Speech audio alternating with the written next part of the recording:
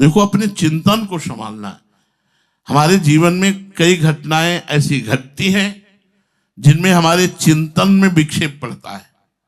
कभी हमारे द्वारा ऐसी चेष्टा हो जाना, कभी दूसरे के द्वारा ऐसी चेष्टा हो जाना, कभी एक माहौल में ऐसी चेष्टा बन जाना जो भगवत चिंतन छुड़ाए।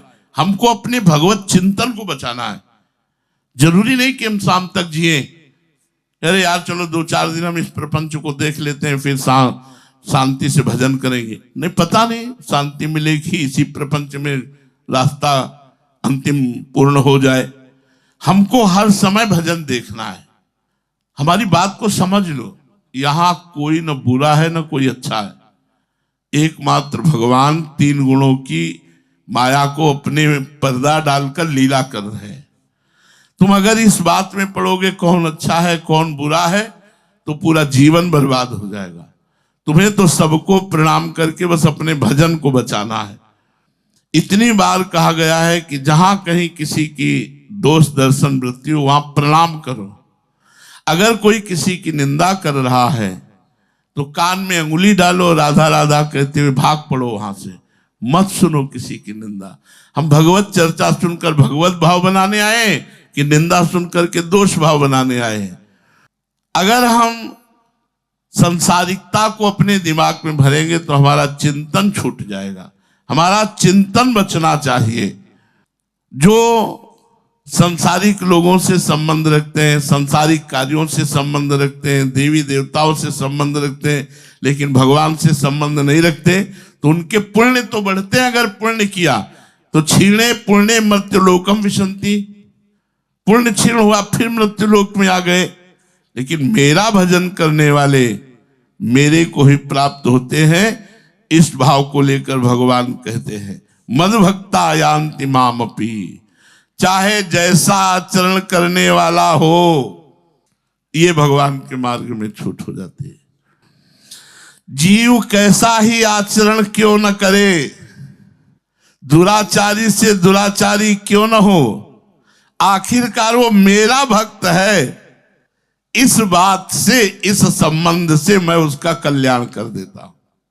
यहां आकर के बात पूर्ण होती है। ये करुणा किसी में नहीं है, न किसी व्यक्ति में है, न किसी देवता में है, न किसी गुरु में है, न किसी संत में है। ये नहीं है, ये नहीं, गुरु में भी नहीं। अगर शिष्य में दोष देखेगा तो गुरु निकाल देगा, नहीं निकाल देगा। मन से भले ना निकले लेकिन बाहर से हटा देगा। अगर संत तुम्हें अवगुणी देखेगा तो बाहर निकाल देगा। देवता तो कोई पक्ष लेता ही नहीं, जब विपत्ति आती है वो तो उतना ही पुण्य भर का फल देता है। और मनुष्य जय जयकार हो रही तो साथ में खड़ा है, अगर निंदा होने लगेगी तो देखेगा भी नहीं और हंसी उपहास करके। और अगर आप कहीं निर्धन हो गए और रोगी हो गए तो आपकी गली जाना बंद कर देगा, क्योंकि वो समझेगा कुछ मांग न ले। भगवान के समान हित करने वाला कोई नहीं। तो भगवान के समान हित ऐसी, जब आचार्य और कृष्णदास जी में, तो आचार्य ने एक दिन देखा श्री विठलनाथ गोस्वामी जी ने कि श्रीनाथ जी जलेबी का भोग पा रहे हैं। जब वो भोग लेके गए तो उनका, हमने जय जय जलेबी का भोग तो लगाया नहीं और बाजार के भोग लगता नहीं, फिर आप ये जलेबी कैसे पा रहे हो? तो बड़े मुस्कुराते हुए कहा, कृष्णदास जो है ना, उन्होंने मानसिक भोग लगाया। एक जगह जलेबी बन रही थी तो देखा, वो ये गरम गरम जलेबी तो श्रीनाथ जी पाते थे, कितना अच्छा था, तो पहुंच गई भाव। तो बोले वो कृष्ण, तो उनका कृष्णदास को तो हमने त्याग दिया है। तो उनका, देखो आप आचार्य हो, आप गुरु हो, आप त्याग सकते हो, लेकिन एक बार जिसको हमने स्वीकार किया उसे त्याग नहीं सकते, श्रीनाथ जी ने कहा। तो हुआ ना, गुरु ने त्याग दिया लेकिन इष्ट ने त्याग नहीं किया। उमा राम समहित जगमाही, गुरु पितुमातु बंधु को नाही। उनके समान कोई हित करने वाला, कह रहे मद भक्ता यान्ति मामपि, सब छोड़ सकते हो क्योंकि सब गुण के पुजारी हो। अवगुण करे समुद्र सम गणत नापनो जान, राई के सम भजन को मानत मेरु समान। समुद्र के समान अपराध बन जाए तो भी लालडी जो मानती नहीं कि अपराध बना। इसीलिए उमा राम स्वभाव जे जाना, ताई भजन तज भावना। ना कोई मनुष्य, ना कोई पदाधिकारी, ना कोई शिष्य, ना कोई संसार का या संसार से जो और भी लोग हैं उनमें देवता ऐसा कोई है कि अवगुणों का पक्ष ले ले, दुराचारी का पक्ष ले ले। वो केवल एक भगवान है, अपिचेत्सु दुराचारो। इसीलिए भगवान के समान प्यार करने वाला कोई नहीं है। जो दुराचारी से दुराचारी आचरणहीन है पर वो मेरा भक्त है, इस बात से मैं कल्याण कर देता हूं। ये बात उसने केवल मेरे से संबंध जोड़ा और आसक्ति और आग्रह पूर्वक विषयों का सेवन किया, आसक्ति और आग्रह पूर्वक, लेकिन संबंध मेरे से जोड़ा, इस बात से मैं उसका कल्याण कर देता हूं।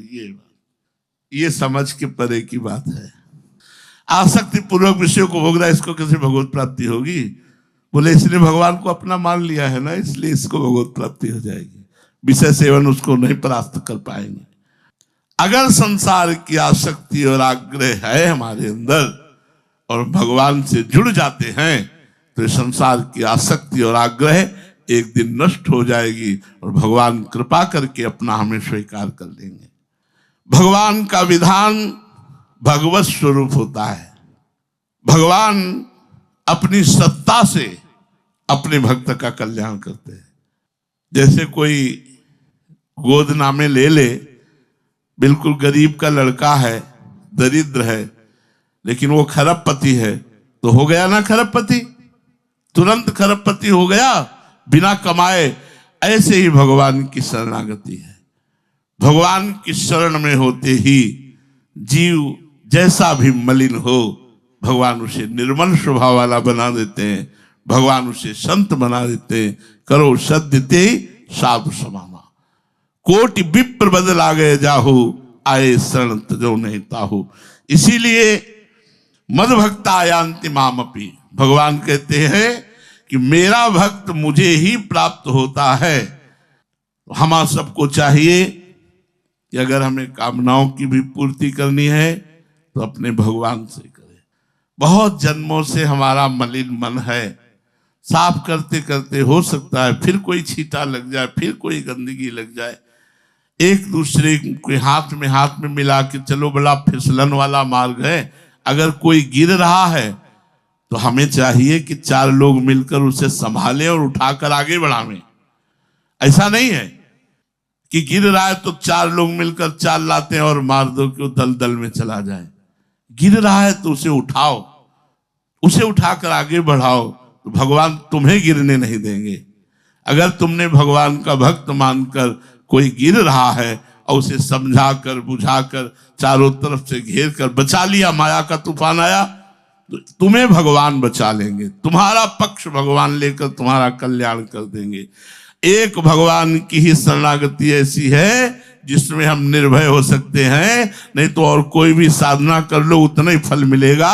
और भगवान की शरण में दुराचारी से भी दुराचारी, आचरणहीन, संसारासक्त भी भगवत प्राप्ति कर सकता है जो भगवान की शरण में। इसलिए हमें प्रभु की शरण में होकर निरंतर नाम जप करना है और अपने आप को बचाते हुए प्रभु तक ले जाना है। और जहां हम बच ना पाए वहां रोएं और प्रभु से पुकारें कि हे दीनानाथ मेरी रक्षा करो, वही रक्षा करेंगे। शेष चर्चा आगे। श्री राधा वल्लभ लाल।